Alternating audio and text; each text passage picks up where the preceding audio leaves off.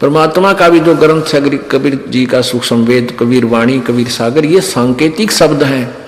क्योंकि परमेश्वर ने कहा था धर्मदास तो लाख दोहाई, ये सार ज्ञान मूल ज्ञान कहीं बार ना जाई। अब इस दास को बता दिया, वो वही खोल कर दिखा दी, जो कहाँ रखा है धन ढूंढ ले भाई, ये है वास्तविक। तो यहाँ वो धन नौका नो पा गया।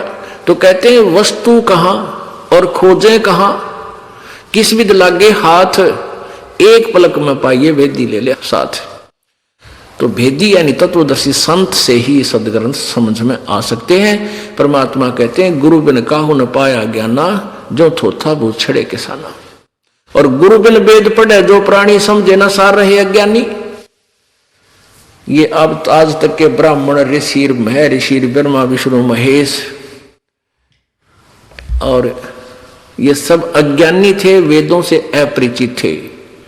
और इस कलयुगी महर्षि दानंद की तब के गुजरी थी, कोई वेदों को समझ सके।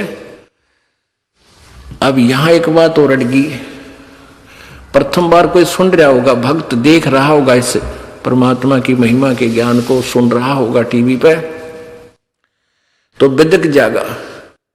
नो कहेगा ब्रह्मा विष्णु महेश को भी ज्ञान नहीं, इस रामपाल को ही ज्ञान है, यानी नो दीदेगा डेगा और भगवान से दूर हो जाएगा। दास चाहता है रामपाल को ज्ञान नहीं है, रामपाल तो एक स्पीकर समझ लो या टेप रिकॉर्डर समझ लो, परमात्मा के सदग्रंथों को पढ़कर आपको सुना और प्रत्यक्ष दिखा रहा है। ज्ञान तो भगवान का है, उसी ने हमें दिया था, हम गुम्मज फोड़ दिया हमने, वो यथा स्थान नहीं खोजा।